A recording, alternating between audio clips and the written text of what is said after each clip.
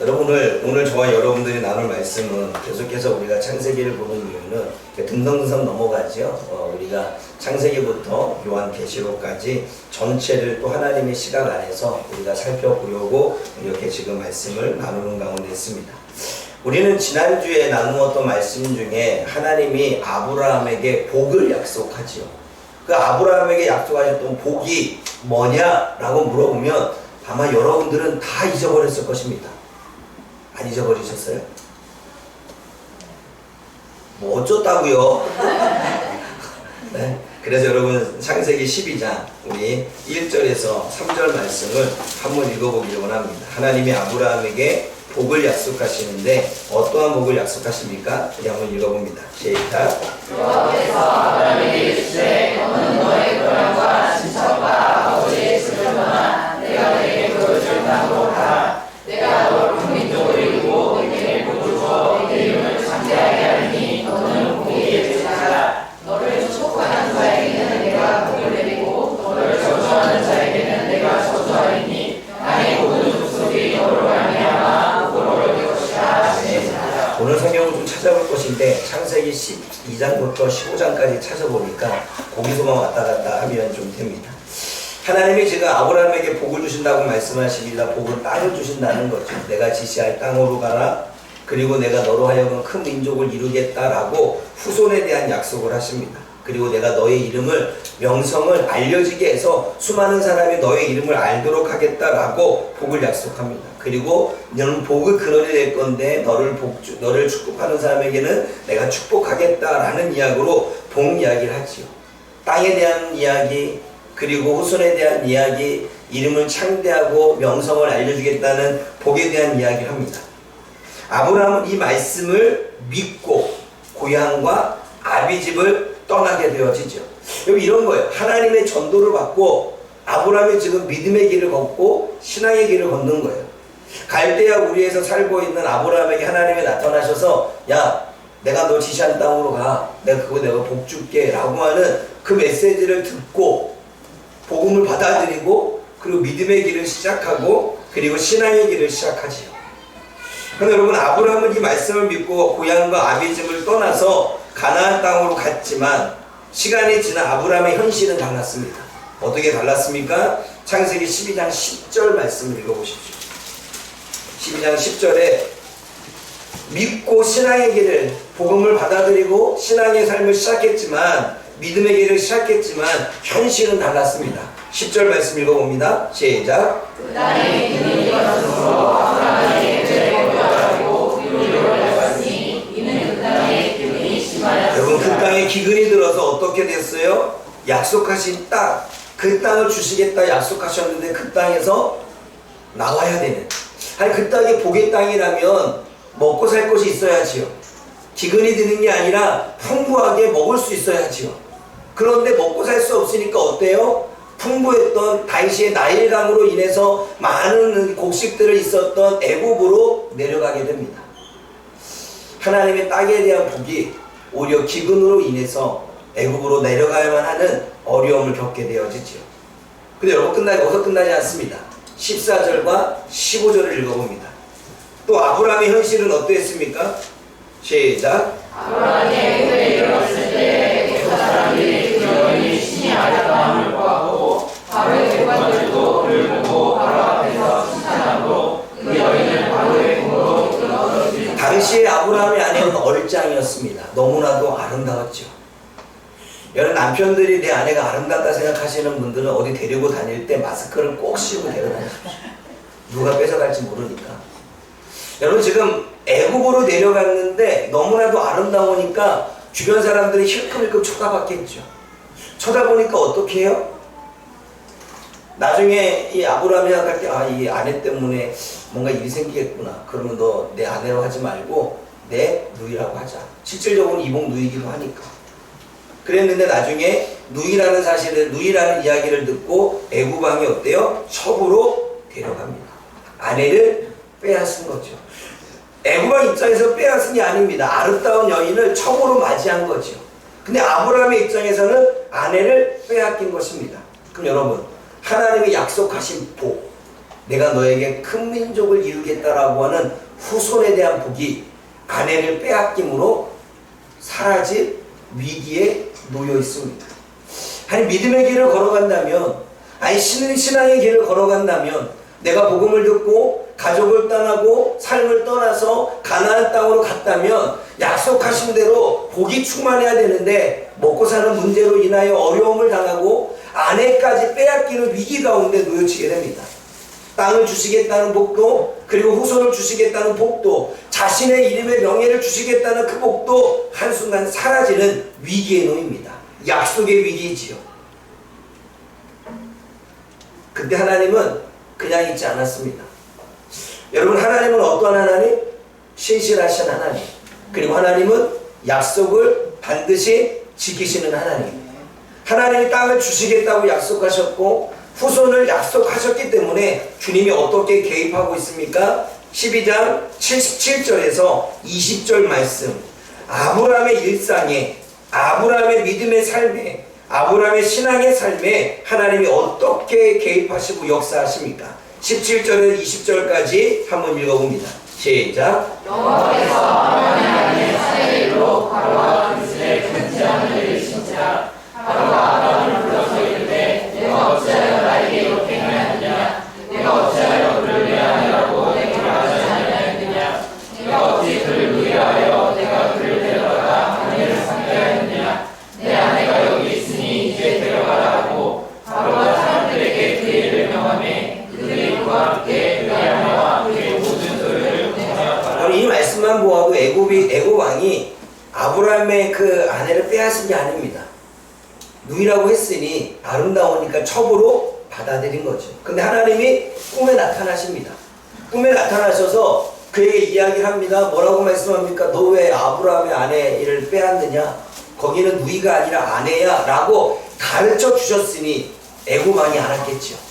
애굽 왕이 알고 뭐라고 이야기합니까? 네가 어찌 그를 누이라고 속여서 나로 아내를 삼게 했느냐? 하나님이 나에게 쓴소리를 하셨고 재앙을 내렸다. 그러니 너의 아내도 데려가고 그리고 내가 너에게 준 재물도 가져가라.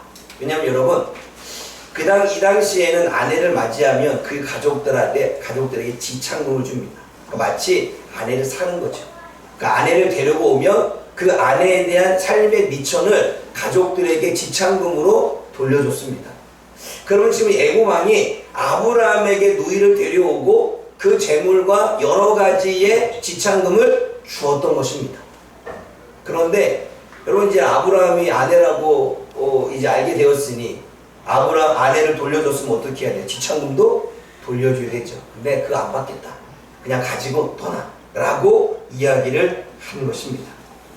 하나님의 계획으로 인해서 어떠한 일이 벌어집니까? 다시 아브라함은 먹고 사는 문제를 해결할 수 있었고, 먹고 사는 문제를 해결할 수 있었던 아브라함은 베델로 올라가 가나안 땅, 그 약속의 땅으로 가게 되어지죠. 또 하나님께서 개입하셔서 아내를 빼앗겨서 후손을 이어갈 수 없었지만 하나님이 개입하시고 일하심으로 다시금 사례를 얻게 되어지고 그 사라와 함께 가나안 땅으로 돌아가서 후손을 낳을 수 있는 기회도 주어졌습니다. 하나님은 아브라함이 잘해서가 아닙니다. 여러분 보세요. 아브라함은 기근이 오자 어떻게 됩니까? 초신자고 믿음이 부족하니까 기근이 왔으니 풍부했던 애굽 땅으로 내려가는 게 맞아.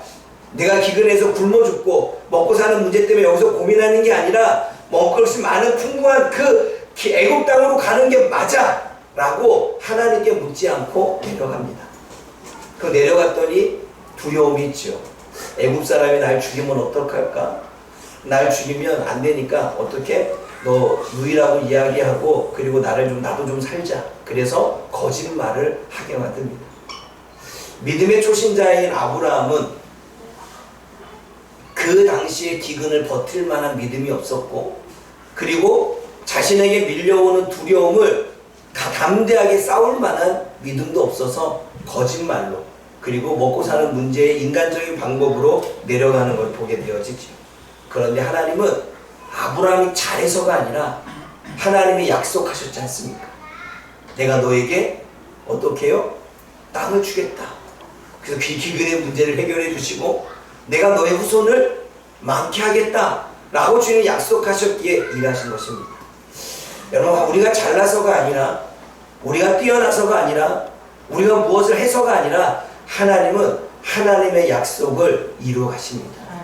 여러분, 우리가 의로워서가 아니라, 우리가 죄를 안 지어서가 아니라, 오늘 우리가 하나님 앞에 100% 순종해서가 아니라 하나님을 믿는 자들에게 하나님의 구원을 주시고 하나님의 은혜를 베풀어 주시겠다 약속하셨기 때문에 우리가 좀 죄를 지어도, 우리가 좀 온전하지 않아도, 우리가 실수와 실패를 거듭해도 하나님은 그 약속을 지키시기 위해 오늘도 우리를 구원의 길로 인도하시는 것입니다. 우리가 잘해서가 아니에요. 우리가 잘나서가 아닙니다. 아브라함이 뛰어나서 아니요. 아브라함은 의심했습니다. 아브라함은 먹고 사는 문제 해결하기 위해서 하나님께 기도하지 않고 인간적인 방법으로 결정했습니다. 그리고 두려우니까 거짓말도 했습니다. 거기에 어떠한 아브라함의 의가 보입니까? 전혀 그렇지 않죠. 이러한 삶을 통해 아브라함은 하나님을 배워갑니다. 여러분, 아브라함이 초신자에서 믿음이 성장합니다. 처음에는 복음을 받아들여서 믿음의 길을 걸어갑니다. 하나님의 말씀을 믿고 복 주시겠다는 그 약속을 믿고 신앙의 길을 걸어갑니다. 그러나 상황은 녹록지 않았습니다. 상황은 현실은 달랐습니다. 어려움이 있었고 고난이 있었고 힘든 일이 있었습니다. 그런데 그 어려움과 고난과 힘든 일을 통해 아브라함의 믿음은 조금씩 성장해 갔습니다. 환경을 통해 믿음을 성장시키시오. 여러분, 기근과 굶주림, 먹고 사는 문제는 우리들을 가장 많이 힘들게 합니다. 경제적으로 어려울 때 먹고 사는 문제는 항상 우리는 하나님의 뜻보다는 어때요? 인간적인 방법을 선택할 때가 많습니다. 하나님은 내가 그 자리에 있기를 원하는데 우리는 먹고 사는 문제, 이 돈을 갖고 살 수 없으니 인간적인 방법으로 직장을 옮기기도 합니다. 더 많이 준다고 한다면. 우리는 수없이 먹고 사는 문제 때문에 우리는 많은 힘든 일들을 겪게 되어집니다. 그런데 기근의 문제를 해결해 주시는 하나님, 그 문제를 만나게 되어집니다. 보세요. 지참금을 받았으면 돌려줘야 돼요. 그런데 그냥 갖고 너 먹고 떨어져. 너 때문에 내가 큰일 날 뻔했어. 그냥 먹고 떨어져. 내 눈앞에만 보이지 마. 그 짐승을 가지고 고향으로 돌아갔고 그 짐승이 식량이 되어지고 짐승을 잘 기름으로 그 짐승이 재산이 되어져서 자신의 부를 누릴 수가 있었죠. 기근의 문제를 하나님이 해결해 주셨습니다. 어떻게요? 희한한 방법으로, 기이한 방법으로. 애굽 왕의 아내를 첩으로 데려가서 지참금을 받을지 아브라함이 알고 있었을까요? 알지 못했습니다. 하나님은 내가 이러한 방법을 통해서도 너의 먹고 사는 문제를 해결해 줄게 하시는 거죠. 여러분, 들은 사람은 알겠지만 제가 가정에서 개척을 했을 때 2년 동안 먹고 사는 문제가 얼마나 힘들었겠습니까? 한 사람 데리고 개척을 했는데 거기에는 사례비가 어떻게 있을 것이고, 또는 사모님과 제가 직장생활 하는 게 아니라 순수하게 하나님의 말씀 앞에서 엎드려 기도하며 나아가는데 얼마나 많이 먹고 사는 문제로 고민하겠습니까? 그런데 희한한 건 하나님, 저로 하여금 목회의 길을 걷게 하셨고 저로 하여금 이 교화 지역에 개척하게 하셨으면 하나님, 그 먹고 사는 문제는 해결해야 되지 않겠습니까? 라고 기도를 할 때 하나님은 쌀을 떨어지지 않게 하셨습니다. 그때 당시에 사모님과 제가 한 얘기가 있어요. 먹고 사는 문제, 쌀 달라고 하지 말고 돈 달라고 하고. 여러분, 지금까지 저희 가정에 살아오면서 19년, 자꾸 17년, 18년 얘기하는데 왜 내 머릿속에 19년이라는 사람이 있는지 모르겠어요. 어쨌든 그 기간 동안에 제가 쌀을 제 돈으로 산 지는 10번도 안 됩니다. 그냥 하나님이 다 주셨어요. 물론 지금은 하나님이 식자재를 갖다 주진 않습니다. 그러나 개척할 그때는 하나님이 식자재, 반찬을 해먹을 수 있는 것까지 갖다 주셨어요. 근데 그때 저는 그것만 가지고 우리가 누릴 게 아니라 쌀을 주시면 쌀을 경로당에 나눠주기도 하고, 또 다른 데 나눠주기도 하고, 또 반찬이 들어오면 반찬을 나눠주기도 하고, 식재료가 들어오면 식재료를 나눠주기도 하고, 자꾸 나눴어요. 근데 나누니까 어떤 일이 벌어져요? 자꾸 들어와요. 왜? 자꾸 나눴어요. 자꾸 들어와요. 그때 우리 교회가 개척교회인데 개척교회 들어온 헌금이 얼마나 되겠습니까? 그때부터 우리는 다른 지역의 가난한 사람들에게, 어려운 사람들에게 쌀을 나누기 시작했죠. 그런데 쌀이 끊임없이 들어왔습니다. 나눠도 끊임없이 들어왔습니다. 그때 제가 배웠습니다. 아, 하나님은 내가 나눌 때, 내가 혼자 먹겠다고 욕심 부리지 않고, 내가 조금 굶주려도, 아니 내가 넉넉하게 먹지 않아도 그걸 나눈다면 하나님은 끊임없이 먹고 사는 문제를 해결해 주시는구나. 저는 그때 하나님에 대한 믿음이 성장했습니다. 어떻게 해요? 아, 하나님은 우리의 먹고 사는 문제를 해결해 주시네. 아, 굶주릴 줄 알았는데 안 굶네. 더 잘 먹네.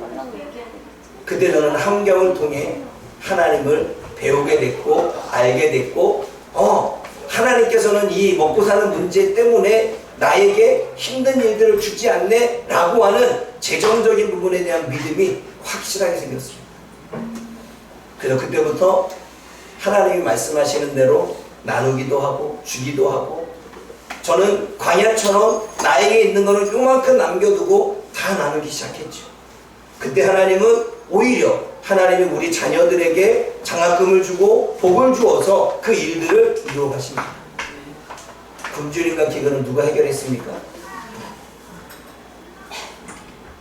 저는 그 하나님을 환경 속에서 경험을 했고, 경험했기에 그 하나님이 오늘도 재정적으로 나를 넉넉하게 나누지만 그것으로 인하여 힘들게 하지 않는다는 믿음이 있습니다. 또 하나 간증할까요? 요즘에 우리 아이들이 이제는 공부를 하다 보니까 요즘 아이들 학원을 다녀요.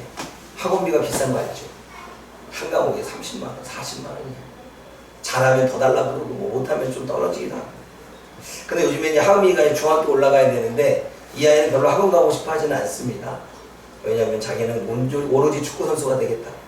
그러니까 저는 얘기하죠. 꿈을 짓밟는 것보지만 꿈 깨라. 그냥 공부하자. 근데 여러분, 그 아이에게 어쨌든 학원을 보내야 되는데 학원비를 보낼 돈이 없는 거죠. 하나님 기도했죠. 하나님, 학원을 보내야 되겠고 또 하민이도 학원을 또 수학을 더 늘려서 다니고자 원하는데 어떻게 해야 됩니까? 해결해야 되지 않겠습니까? 그때 제가 국가유공자이기에 한 서류가 날라왔습니다. 서류가 뭐냐면 이런 거죠. 생활적으로 힘든 것 같은데 이거 신청서를 내면 평가해서 그 돈을 지급하겠습니다 하는 내용이었어요. 그럼 보내줬으니까 어때요? 평가해서 준다고 하니까 서류 써서 냈습니다. 근데 그게 통과가 됐어요.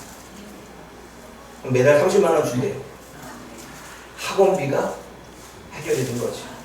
근데 요즘에 하음이 학원비를 해결하려고 어떻게 해요? 가가지고 지금 보내고 있죠. 그래서 지금 여기 K2라고 하는 학원에 이제 보내서 영어하고 이게 하려고 하고 있습니다.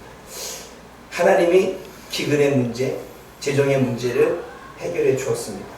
제가 돌아다니지 않았습니다. 기도했을 때 필요한 것을 하나님이 주셨습니다. 중요한 건 저에게는 그 믿음이 있었죠. 뭔 믿음? 나의 기근과 굶주림, 재정의 문제는 하나님이 하신다라고 하는 환경을 통해서 하나님이 저의 믿음을 성장시키듯 아브라함도 환경을 통해서 기근과 굶주림을 하나님이 해결해 주신다라고 하는 초신자의 믿음을 조금 더 성장시키십니다. 또 아브라함은 실패했지요. 또 실수했습니다. 자신의 인간적인 방법으로 하나님께 기도하지 않고 무언가를 했는데 그 무언가를 했던 그 부분은 두려움 때문이었습니다. 걱정이 많았고 두려움이 많았습니다. 그래서 인간적인 방법으로 거짓말을 해가며 그렇게 하나님에 대한 믿음이 흔들렸죠. 그런데 하나님은 책망하지 않았습니다. 너 왜 그랬어? 말하지 않았습니다. 하나님은 어떻게 하셨습니까? 모든 것을 합력하여 선을 이루십니다. 그러한 실수와 실패를 통해서 야, 그건 내 방법이 아니야. 네가 두려운 가운데서 벌벌 떨어서 거짓말하는 거 내 방법이 아니야. 네가 기근이 온다고 두려워서 먹고 사는 문제로 의심하며 그 자리를 떠나는 거 내 방법 아니야. 앞으로 그렇게 하지마. 하나님이 개입하시며 어떻게 해요? 기근의 문제도 아내의 문제도 그리고 오히려 풍부한 재산을 가지고 고향으로 돌아갈 수 있도록 하나님이 역사하셨습니다. 아브라함의 실수도 아브라함의 실패도 아브라함의 죄된 모습도 하나님은 성장시키는 계기로 사용하셨다는 사실이죠. 또한 하나님은 하나님이 애굽 왕에게 역사하셨던 그 사건을 통해서 믿음이 성장합니다. 여러분, 아브라함이 자신의 아내를 누이로 속인 거 누구만 알고 있습니까? 아브라함만 알고 있어요. 거짓말하고 누구만 알고 있어요? 아브라함밖에 몰라요. 그런데 애굽 왕이 아브라함을 불러서 너 사라가 네 누이가 아니라 아내라며. 어떻게 알았을까요? 그때 아브라함은 느꼈겠죠. 하나님은 나만 알고 있었던 이 비밀도 애굽 왕에게 알려주셔서 애굽 왕이 아내가 아니라 누이가 아니라 아내라는 사실을 알고 그렇게 지금 나의 상황을 바꿔주시네 라고 하는 하나님의 역사, 꿈을 통해서도 말씀을 통해서도 나만 알고 있던 것들을 다른 사람에게 계시하시며 그렇게 나에게 선한 일을 이루시는 그 하나님의 일하심을 아브라함은 경험합니다. 그때 그는 하나님의 일하심, 그 일하심을 알고 느껴서 믿음이 성장하지. 초신자였던 아브라함은 환경을 통해 자신의 실수를 통해 하나님의 일하시는 그 역사의 과정들을 통해 점점점 믿음이 성장했습니다. 처음부터 아브라함의 믿음이 좋았던 거 아닙니다. 의심했고 두려웠고 벌벌 떨었고 하나님을 온전히 믿기보다는 어느 정도 기다리다가 인간적인 방법을 사용하고 먹고 사는 문제 때문에 늘 자신의 인간적인 방법에 선택을 하는 그 삶을 살았던 사람이죠. 그러나 그 과정 속에 그는 하나님의 일하심을 보게 되어집니다. 그가 어떻게 믿음의 성장한 모습을 볼 수 있습니까? 13장 3절과 4절을 보십시오. 아브라함의 믿음의 성장이 어떻게 또 변화가 일어납니까? 13장 3절과 4절 시작. 그가 애굽에서 길을 떠나 베델에 이르며 베델과 아이 사이 곧 전에 방탕을 건너에 이르니 그가 처음으로 제단을 쌓은 곳이라. 그가 거기서 여호와의 이름을 불렀다. 처음에 하나님 앞에 베델에서 제사를 드렸던 예배를 드렸던 그 장소에서 다시 하나님께 예배를 드리는데 감사 예배를 드리겠죠. 하나님, 내가 이렇게 실수했는데도 하나님, 내가 기근의 문제로 먹고 사는 문제로 괴로워하고 고민했을 때 내가 내 방법을 선택했는데도 하나님은 선하게 인도하셨네요 라고 감사 예배를 올려드립니다. 그리고 그는 성품이 변하기 시작합니다. 8절과 9절 말씀 읽어봅니다. 13장 8절과 9절 시작. 아브라함이 그에게 이르되 믿음이 하나님 주시리라. 나만 원하되 가자 내려 가자 서로 다투게 하지 말자. 내 앞에 온당이 있지 아니하냐. 나를 떠나가라. 내가 정하면 나는 구하고 내가 원하는 자는 여러분, 재산이 많은 것도 별로 좋은 건 아닌 것 같아요. 서로가 재산이 많아지니까 어때요? 땅 안에서 서로가 종들이 싸우는 거죠. 그 싸움으로 인해서 롯과 아브라함의 사이도 별로 좋지 않았습니다. 그러니까 아브라함이 전에 같으면 인간적인 방법으로 해결했을 텐데 그는 한 번쯤 텀을 쉬고 하나님께 지혜를 구했겠죠. 그 결과 무엇입니까? 야, 너랑 나랑 이제 같이 있으면 안 되겠다. 네가 좋은 곳을 먼저 선택해. 그래서 가. 그리고 네가 가는 땅은 내가 가지 않고 다른 곳으로 갈게. 그래서 우리가 서로 다투지 말자 라고 이야기를 합니다. 롯은 소돔과 고모라를 선택해서 같이, 거기에는 물이 있었고 물이 있었기 때문에 목축을 기르기 쉽고 물이 있었기 때문에 여러 가지 또한 사람들이 장사람들이 막 모였고 먹고 사는 문제가 해결될 수 있는 그런 장소였습니다. 아브라함은 지혜롭게 다투지 않은 문제를 해결하고 그리고 자신이 롯을 위해서 희생하며 먼저 다른 사람을 생각하는 성숙한 모습을 보여줍니다. 여러분, 전에는 어떻게 했어요? 아내 때문에 자기가 죽을까봐 아내를 늘 속였죠. 누구 중심이었어요? 나 좀 살자, 나 좀 살자. 근데 지금은 어때요? 롯에게 먼저 선택해라. 그리고 내가 나중에 선택하겠다. 롯을 먼저 생각하는 성숙한 모습으로 변하게 되어지죠. 근데 그가 성숙한 모습을 가질 수 있던 건 롯이 아무리 선택한다 할지라도 하나님이 나에게 이 땅을 주신다는 약속, 하나님의 복을 주신다는 약속, 이 약속을 신실하게 믿고 있었던 것을 우리가 보게 되어집니다. 그러므로 내가 어떠한 땅을 가든 하나님은 그 가운데 나에게 복을 주실 거야 라고 하는 강한 믿음이 그를 붙잡았겠죠. 아멘. 아멘. 믿음의 성장의 모습은 어떠한 모습이었습니까? 하나님을 경험한 후에 예배를 회복합니다. 문제를 해결할 때 하나님의 지혜를 구합니다. 다른 사람을 위해 희생하는 삶으로 변화되어졌죠. 사랑하는 여러분, 아브라함은 아브라함의 삶에 개입한 그 하나님을 통해서 변화와 성숙을 이뤄냅니다. 자꾸 믿음이 성장하죠. 일상생활을 그냥 보내는 게 아니라 일상생활 속에서 나타나는 환경과 그리고 때로는 내가 실패하고 좌절되어지는 그리고 나에게 절망적인 그 순간에도 하나님이 개입하시는 그 은혜들을 속에서 어떻게 해요? 하나님의 일하심을 보며 믿음이 점점점 성장했습니다.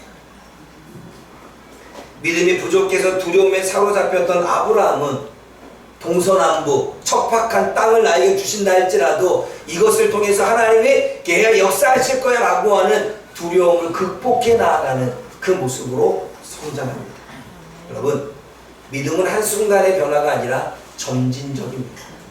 여러분들이 예수님을 믿는다고 확신했을 때 믿음은 그대로 끝이 아니라 내가 삶에서 하나님을 경험하고 내 문제 가운데 하나님을 경험하고 내 기도에 하나님의 응답을 받고 내 삶에 역사하시는 그분을 알면 알아갈수록 경험하면 경험할수록 우리의 믿음은 조금씩 성장해 가는 것입니다. 아멘. 아멘. 아브라함의 믿음은 그렇게 성장하는 거죠. 그런데 여러분, 이렇게 성장하는 아브라함에게도요 또다시 흔들림이 옵니다. 여러분, 창세기 14장 1절과 6절, 16절을 보면 여러분들 나중에 읽어보세요. 1절과 16절을 보면 시날 지역의 그돌라 오멜의 동맹군과 가나안 땅의 소돔과 고모라의 연합군이 전쟁을 합니다. 시날 땅이라면 바벨론 땅 이쪽입니다.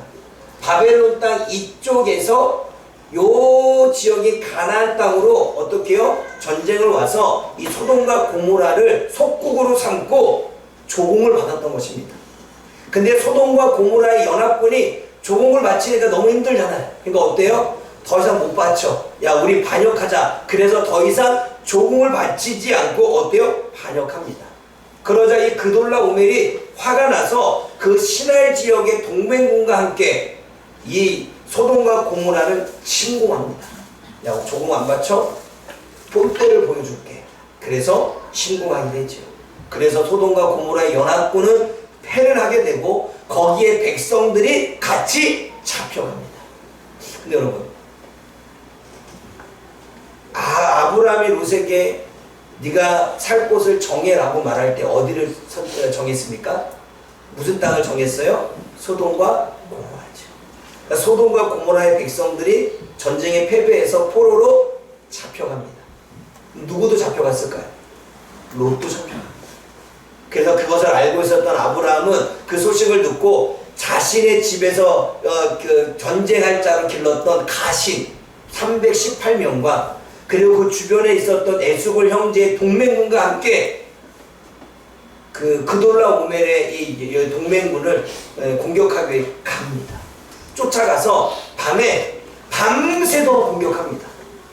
근데 여러분, 소돔과 고모라 왕도 이기지 못했던 그 연합군을 패하고 패배시키고 이기고 자유케 만듭니다. 포로를 다 데리고 오고 빼앗겼던 재물도 가져오게 되죠. 근데 여러분, 빼앗겼던 재물은 전쟁에서 누가 승리했습니까? 아브라함이 승리했으니까 아브라함의 전리품이에요.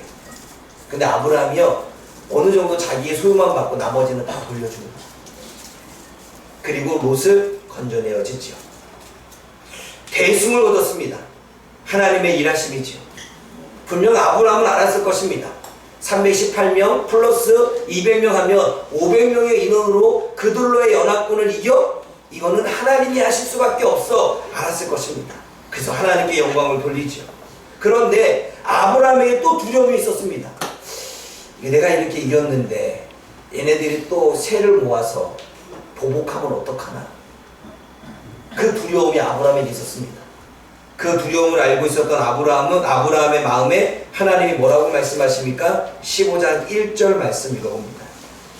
두려움, 다시 보복할 거라고 하는, 저들의 전쟁을 일으켜서 나를 칠 거라고 하는 두려움이 있다라는 생각을 가지고 1절 말씀 읽어보십시오. 시작. 이후에 여호와의 말씀이 환상 중에 아브라함에게 임하여 이르시되 아브라함아 들어가지 말라. 나는 내게 괴로워 너희 지극히 큰 상급이라. 이해가 되십니까?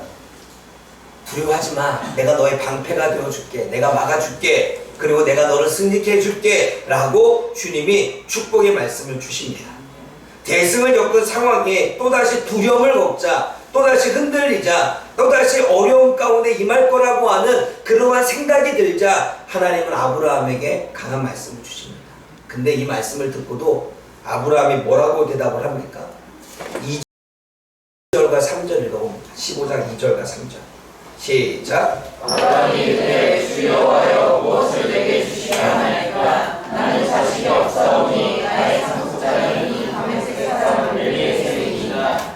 아브라함이 또 이르되 주께서 내게 씨를 주지 아니하셨으니 내 집에서 빌리자가 내 상속자가 될 것이니이다. 갑자기 하나님이 그렇게 두려워하지 말라고 내가 네 방패가 되어주겠다고 얘기했는데 지금 아브라함은 자손에 대한 이야기합니다. 뭘까요? 하나님, 믿고 싶은데 하나님이 나에게 후손을 주시겠다 약속하셨는데 아직 아이가 없습니다.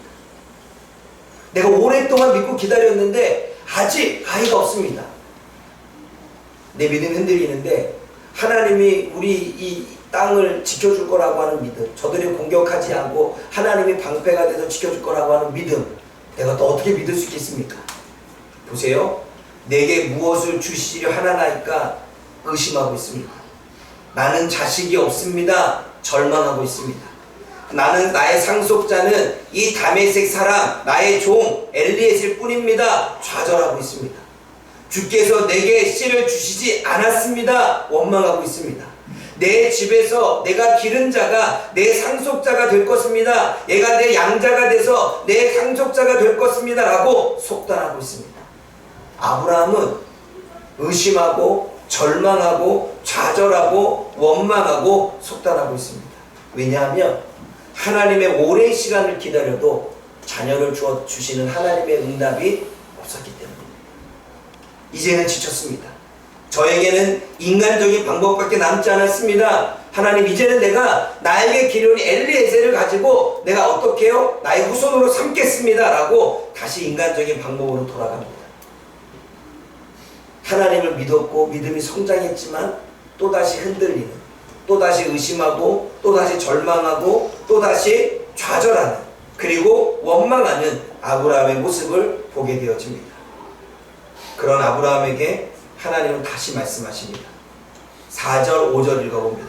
4절 5절 시작. 여호와의 말씀이 그에게 임하여 이르시되 사람이 내 상속자가 아니라 내 몸에서 날 자가 내 상속자가 되리라 하시고 그를 이끌고 밖으로 나가 이르시되 하늘을 우러러 무별을 셀 수 있나 보라. 또 그에게 이르시되 내 자손이 이와 같으리라. 오랜 시간이 지냈음에도 불구하고 하나님은 또 말씀합니다. 엘리에셀이 아니라 너의 몸에서 날 자가 네 상속자가 될 것이다. 그리고 밖으로 나아가봐라. 하늘의 별을 봐라. 이 하늘의 별처럼 너의 자손을 많게 할 것이다 라고 주님은 또 약속하십니다. 보세요. 얼마나 오랜 시간이 지났는데 아브라함은 지쳐있는데 아브라함은 정말 좌절하는 순간인데 그래도 하나님의 약속은 변함이 없습니다. 너의 상속자는 네 몸에서 나. 지금의 현실과 상황이 어떠하든 하나님의 약속은 변함이 없습니다. 자녀를 낳지 못하고 후손이 없는데 하나님의 약속은 변함이 없습니다. 하나님은 처음 하신 약속을 반드시 지키시는 분임을 알 수 있죠. 결국은 아브라함은 이삭을 낳게 되고 이삭을 통해서 수많은 후손들이 많아지는 걸 보게 되었죠. 근데 여러분, 이때 아브라함은 하나님의 말씀을 듣고 또 변함없이 내가 후손을 줄게. 그 끊임없는 그 약속의 말씀, 계속 그 약속의 말씀만 하셨는데 그 약속의 말씀을 믿고 듣고 어떻게 반응합니까? 6절 읽어봅니다. 15장 6절 시작. 아브라함이 여호와를 믿으니 여호와께서 그를 의로 여기시고. 여호와를 믿었다고 말합니다.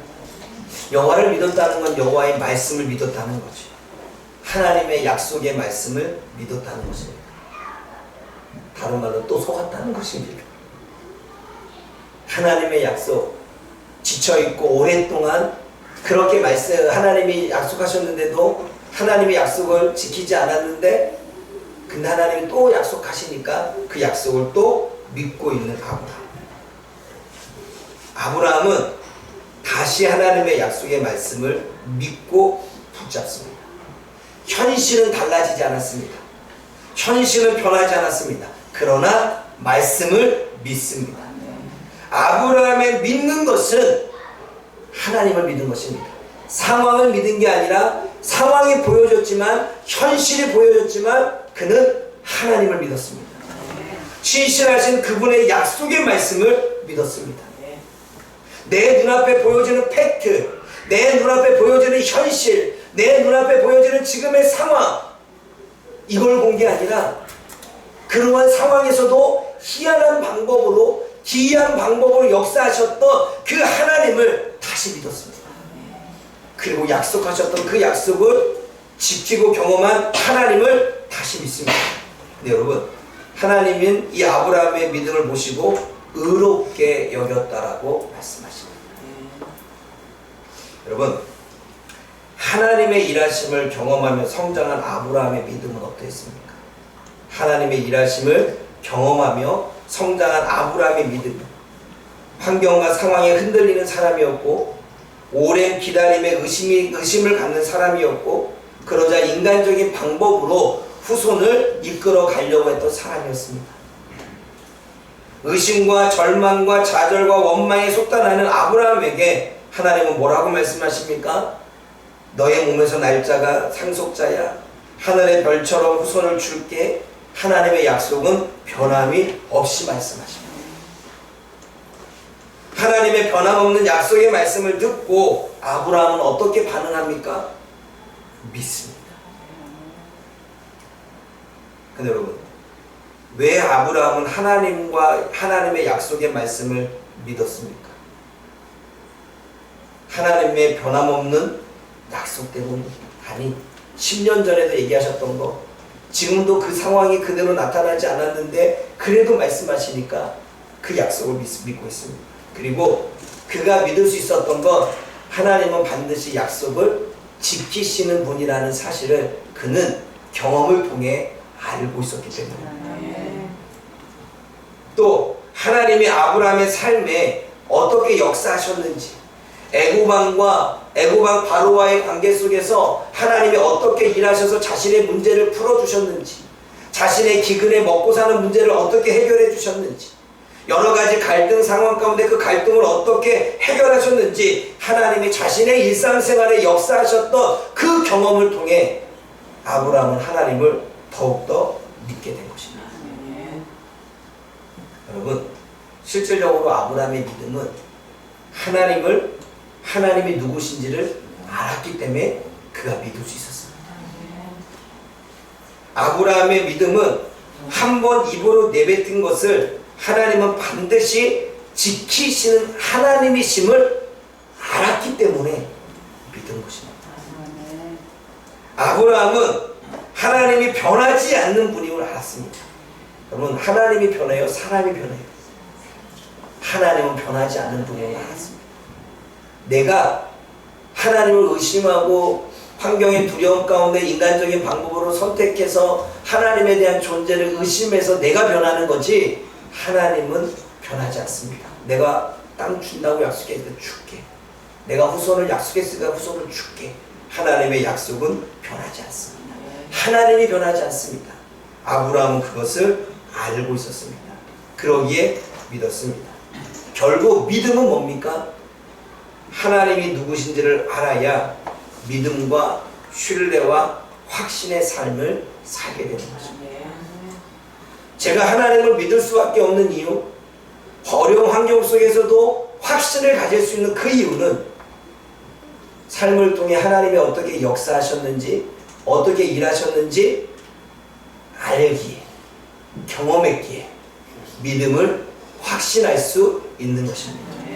두려움이 와도, 걱정이 와도 그 불안을 떨쳐내고 다시 한번 하나님 앞에 흔들리는 믿음을 가지고 나아갈 수 있는 것, 하나님이 어떠한 분인지를 알기 때문에 가능한 것입니다.